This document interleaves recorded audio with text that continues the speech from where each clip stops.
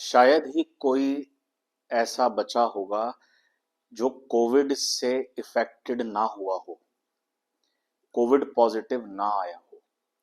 और अगर कुछ लोग ऐसे भी हैं जिनको कोरोना नहीं हुआ, वैक्सीन जरूर लगी है।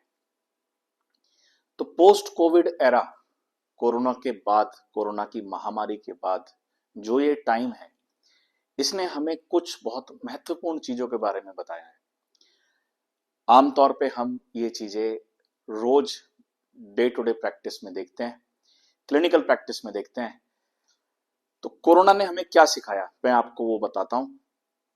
पहला, कि खांसी, छाती में दर्द और सांस ये नॉर्मल नहीं है। कोविड में माइक्रो एम्बोलिज्म, हमारा खून गाढ़ा हो चुका था, जिसमें हम अक्सर डी डाइमर कराया करते थे। उससे पहले डी डाइमर किसी को पता भी नहीं था, बहुत कॉमन टेस्ट नहीं था। लेकिन कोविड के दौरान डी डाइमर बहुत कॉमन टेस्ट था, क्योंकि हमारा खून गाढ़ा हो चुका था, जिसकी वजह से जगह जगह खून के क्लॉट्स जमा हो रहे थे, जिनको हम माइक्रो एम्बोलिज्म कहते थे। तो आपने अक्सर सुना ही होगा कि अगर ब्रेन में क्लॉट आ जाए तो लकवा मार जाता है, हार्ट में क्लॉट आ जाए तो हार्ट अटैक हो जाता है, किडनी में अगर क्लॉट जम जाए तो किडनी फेल हो जाती है। ऐसे ही अगर किसी ऑर्गन में कहीं पे क्लॉटिंग हो जाए तो वो पार्ट डैमेज होना स्टार्ट हो जाता है। तो सिमिलरली हमारे फेफड़े में भी ऐसा ही होता है कि जो पल्मोनरी आर्टरीज होती हैं, जो खून की नलियां होती हैं फेफड़ों के अंदर, अगर उसमें क्लॉट आ जाए तो उसको हम पल्मोनरी एम्बोलिज्म बोलते हैं। और ये लंग्स में, रेस्पिरेटरी मेडिसिन में एक मेडिकल इमरजेंसी है, और इसको हम नजरअंदाज नहीं कर सकते, क्योंकि ये बहुत ही जानलेवा बीमारी होती है।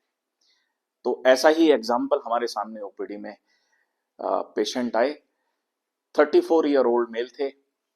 राइट साइड चेस्ट पेन, उन्होंने बताया कि 2 दिन से छाती में दर्द हो रहा है, और खांसी अचानक से उठी, जिसके अंदर खून आना स्टार्ट हुआ। थोड़े थोड़े फ्रेश ब्लड उन्होंने खांसने के साथ निकाला, और अब उनका सांस फूल रहा है। तो जब ये पेशेंट हमारे पास आए, हमने उनका एक्सरे कराया, उनको इन्वेस्टिगेट किया, तो हम उसको नेक्स्ट स्लाइड्स में देखते हैं कि किस तरीके से एम्बोलिज्म प्रेजेंट करता है। तो अगर हम हिस्ट्री वाइज देखें तो हिस्ट्री में खांसी थी, चेस्ट पेन था, ब्रेथलेसनेस और खांसी में खून, बड़े टिपिकल सिम्टम थे एम्बोलिज्म के, क्योंकि रीसेंट हिस्ट्री है। तो एम्बोलिज्म, पल्मोनरी एम्बोलिज्म, ये एक्यूट कंडीशन है, एकदम से होता है, इमरजेंसी है। तो चलता हुआ पेशेंट जिसको कभी कोई प्रॉब्लम ना हो, उसमें डायग्नोस करना बड़ा डिफिकल्ट हो जाता है। कुछ पेशेंट्स होते हैं जो बेड रिडन होते हैं, जिनका ऑपरेशन हो गया, उसमें हम एम्बोलिज्म इजीली सस्पेक्ट करते हैं, क्योंकि वो लेटे हुए हैं, मसल्स जो हमारी पैर की है वो काम नहीं कर रही, तो हमारा ब्लड जो चलामान होता है वो थम जाता है, जिसकी वजह से क्लॉटिंग कॉमन होती है। तो पोस्ट ऑपरेटिव केसेस में हम इजीली डायग्नोस कर लेते हैं कि एम्बोलिज्म है। लेकिन जो पेशेंट, जो एक आम इंसान है, अपना काम कर रहा है, और उसको सडनली चेस्ट पेन स्टार्ट हो, चाहे वो लेफ्ट साइड हो या राइट साइड हो, खांसी में खून आए, सांस फूलना स्टार्ट हो, इमीडिएटली सस्पेक्ट एम्बोलिज्म। कुछ कॉमन कारण जो हम अक्सर देखते हैं, पहला, जो पेशेंट होमोसिस्टिन अगर उनका बढ़ा हुआ है, सीरम होमोसिस्टिन एक वैल्यू होती है, जिसकी वजह से हमारे खून में गाढ़ापन आ जाता है। पोस्ट कोविड, कोरोना के बाद हमने अक्सर देखा कि लोगों का खून गाढ़ा हो चुका है, तो उन पेशेंट्स में एम्बोलिज्म सस्पिशन रहता है। ट्यूबरक्लोसिस, टीबी एक ऐसी कंडीशन है जिसमें खून गाढ़ा होता है, हाइपर कोएगुलेट स्टेट है, तो ऐसी कंडीशन में भी एम्बोलिज्म के चांसेस रहते हैं। ये मैं वो कॉजेज आपको बता रहा हूं जो हमारी डेली प्रैक्टिस में हम एनकाउंटर होते हैं। और भी कुछ कॉजेज हैं एम्बोलिज्म के जो रेयर हैं। कुछ कंजेनाइटल थ्रोम्बोफिलिया प्रोफाइल हम उनका कराते हैं, तो फैक्टर 7, फैक्टर 8, प्रोटीन सी, इन सब की डेफिशिएंसी निकलती है, तो उनमें भी एम्बोलिज्म पाया जाता है। तो ये बहुत ही कॉमन मैंने आपको कॉजेज एम्बोलिज्म के बताए हैं। तो इस पेशेंट को हम ब्रीफली देख लेते हैं। तो आज हम प्रेजेंट करना चाह रहे हैं आपके सामने pulmonary embolism. It's an medical emergency, और इसके लिए हमें इंपॉर्टेंट टेस्ट जरूर कराने पड़ते हैं। हिस्ट्री वाइज मैंने आपको बता दिया कि ये 2-3 लक्षण पेशेंट के अंदर पाए जाते हैं। तो जब हमने पेशेंट का एक्सरे कराया तो एक्सरे एम्बोलिज्म में यूजुअली नॉर्मल दिखता है। ये बहुत इंपॉर्टेंट है कि अगर छाती में पेन हो रहा है तो हम न्यूमोथोरेक्स सस्पेक्ट करेंगे, या छाती में पानी आ गया है वो सस्पेक्ट करेंगे, बट इस कंडीशन के अंदर एक्सरे नॉर्मल दिखता है। तो अगर हम इस एक्सरे को बड़ा क्लोजली देखें तो इसके अंदर कुछ साइंस हमें दिखाई देते हैं, वो मैं आपको दिखाता हूं।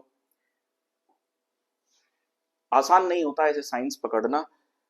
ये जो हमारी पल्मोनरी आर्टरी है ये एकदम टेपर कर रही है, यूजुअली ये नीचे तक जाती है। तो अगर इसका सडन टेपरिंग हो जाए, एकदम से बंद हो जाए, तो वहां पे हम सस्पिशन कर सकते हैं कि पेशेंट को एम्बोलिज्म हो सकता है। तो इसको आइडेंटिफाई करना डिफिकल्ट है, बट मेरा मैसेज है कि अगर एक्सरे नॉर्मल है, ये सारे सिम्टम्स हैं, सस्पेक्ट एम्बोलिज्म। ईसीजी बहुत इंपॉर्टेंट है इसके अंदर, वेरी वेरी इंपॉर्टेंट।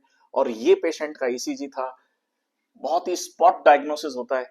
हमने जैसे ही पेशेंट का लीड 1 देखी, इसमें एस वेव हमको मिला, तो लीड 1 में हमें एस वेव देखने को मिली, लीड 3 के अंदर क्यू वेव देखने को मिली, और लीड 3 के अंदर ही टी वेव इन्वर्जन देखने को मिला। तो ये बड़ा क्लासिकल पैटर्न रहता है, S1 Q3 T3 पैटर्न। ये मैं इसलिए डिटेल में बता रहा हूं कि ईसीजी के आधार पे ही, एक सिंपल ईसीजी सबसे सस्ता होता है, हिस्ट्री के आधार पे ही आप अपनी अप्रोच को एम्बोलिज्म की तरफ लेके जा सकते हैं। तो ये ईसीजी बड़ा क्लासिक था, S1 Q3 T3 पैटर्न। हमने इमीडिएटली सस्पेक्ट किया कि ये पेशेंट को एम्बोलिज्म हो सकता है। और जब ये पेशेंट का हमने डी डाइमर कराया, so D dimer was more than 10,000। Normally D dimer 550 से 500 की रेंज में होता है, बट ये पेशेंट का डी डाइमर 10,000 के ऊपर था। डी डाइमर एक ऐसा टेस्ट है जो बताता है आपका खून कितना गाढ़ा है। अब आप नॉर्मली समझिए कि अगर कोई नाली है, उसमें कोई कचरा नहीं फंसा हुआ है, तो पानी आराम से जाएगा। अगर नाली का पानी गंदा हो जाए तो बहने में समस्या आती है, ओवरफ्लो स्टार्ट हो जाता है। सिमिलरली डी डाइमर हमें अपनी खून की नलियों के बारे में बताता है। अगर डी डाइमर बड़ा है तो इसका मतलब खून गाढ़ा है, क्लॉट होने के चांसेस बढ़ जाते हैं। तो जैसे ही पेशेंट का हमने ये देखा कि डी डाइमर बड़ा हुआ है, ईसीजी में S1 Q3 T3 पैटर्न देखा, एक्सरे ऑलमोस्ट नॉर्मल था, और history wise next important step जो इस बीमारी में एम्बोलिज्म में किया जाता है, दैट इज सीटीपीए। सीटीपीए एक pulmonary angiography, CT scan with pulmonary angiography, बहुत इंपॉर्टेंट टेस्ट है, बहुत ही ज्यादा। This is the gold standard test. बिना इसके हम डायग्नोस नहीं कर पाते कि पेशेंट को एम्बोलिज्म है या नहीं है। तो ये कराना बहुत ही ज्यादा जरूरी है। और आप ये देखिए, पेशेंट को लेफ्ट पल्मोनरी आर्टरी में एम्बोलिज्म आया है, मतलब उसकी लेफ्ट साइड की जो खून की नली है फेफड़े की, उसके अंदर क्लॉट जमा हुआ है, और इसी वजह से पेशेंट को पेन हुआ, छाती में दर्द हुआ, और ये सारे पेशेंट को सिम्टम आए। एक कंफ्यूजन इस केस में ये था कि पेशेंट ने कंप्लेन बताई थी हमें कि राइट साइडेड चेस्ट पेन था, बट उसको एम्बोलिज्म लेफ्ट साइड पर आया। तो कई बार हिस्ट्री मैच नहीं करती है, पेशेंट राइट साइड बताते हैं, होता लेफ्ट साइड है। इसी वजह से इन्वेस्टिगेशन बहुत ही ज्यादा जरूरी होती है। तो जब हमने सिटी स्कैन सीटीपीए देखा, पेशेंट से वापस पूछा, तो उन्होंने बोला कि डॉक्टर साहब कभी लेफ्ट में हो रहा था, कभी राइट में हो रहा था, तो स्पेसिफिक नहीं था। तो हिस्ट्री इंपॉर्टेंट है, बट हिस्ट्री को कंफर्म करने के लिए इन्वेस्टिगेशन बहुत जरूरी है। इसी वजह से मैं हमेशा अपने जो अभी ये वीडियोस बना रहा हूं, मैं इन्वेस्टिगेशन बेस्ड मेडिसिन पे बहुत ही ज्यादा फोकस करता हूं कि आप हिस्ट्री कोरिलेट करिए और इन्वेस्टिगेशन पे जरूर जाइए। तो ये केस में हिस्ट्री स्टार्ट हुई हमारी राइट साइडेड चेस्ट पेन से, बट एम्बोलिज्म था लेफ्ट साइड पे। So finally the take home message जो इस एक केस प्रेजेंटेशन से, एक रियल एग्जांपल से मैं आपको देना चाहता हूं कि पल्मोनरी एम्बोलिज्म मेडिकल इमरजेंसी है, जानलेवा बीमारी है, और इसको डायग्नोस करना बहुत ही ज्यादा इंपॉर्टेंट हो जाता है। डी डाइमर बहुत ही ज्यादा मस्ट है, और पोस्ट कोविड एरा में, कोरोना के बाद, मैं अपने पेशेंट्स को, अपनी फैमिली मेंबर्स को, और जो मेरे जानकार हैं, मैं अक्सर उनको कहता हूं कि आप 3 महीने या 6 महीने पे, अगर आप 40 साल से ऊपर हैं, तो प्लीज अपने रूटीन चेकअप में आप डी डाइमर जरूर कराइए, क्योंकि वैक्सीनेटेड हैं हम सब। कोविड ऑलरेडी एक्सपोज हुए थे, तो हम कह नहीं सकते कि लेट कॉम्प्लिकेशन आ रहे हैं या नहीं आ रहे हैं। तो हमें डी डाइमर जरूर कराना चाहिए। मैं खुद अपना डी डाइमर एवरी 6 मंथ्स कराता हूँ, और चेक करता हूँ कि खून कहीं गाढ़ा तो नहीं है। और जो हमें न्यूज में सुनने को मिलता है कि ये पेशेंट को हार्ट अटैक हो गया, जिम करते हुए अटैक आ गया, वजन उठाते हुए अटैक आ गया, कहीं ना कहीं मेरी सोच ये है कि उस जो भी ये हादसे होते हैं, कहीं ना कहीं उनका खून गाढ़ा है। तो डी डाइमर आप एक रूटीन चेकअप कराइए, और अगर खून डी डाइमर बढ़ा हुआ आता है तो प्लीज आप कंप्लीट एवेल्युएशन कराइए, और खून पतला करने की दवाइयां अगर डॉक्टर रिकमेंड करते हैं तो जरूर लें। लास्ट टेक होम मैसेज, सीटीपीए महंगा टेस्ट है, बड़ा सिटी स्कैन है, बट पल्मोनरी एम्बोलिज्म को डायग्नोस करने के लिए दिस इज मस्ट, ये कराना ही पड़ेगा। इसके बगैर बीमारी डायग्नोस नहीं होगी।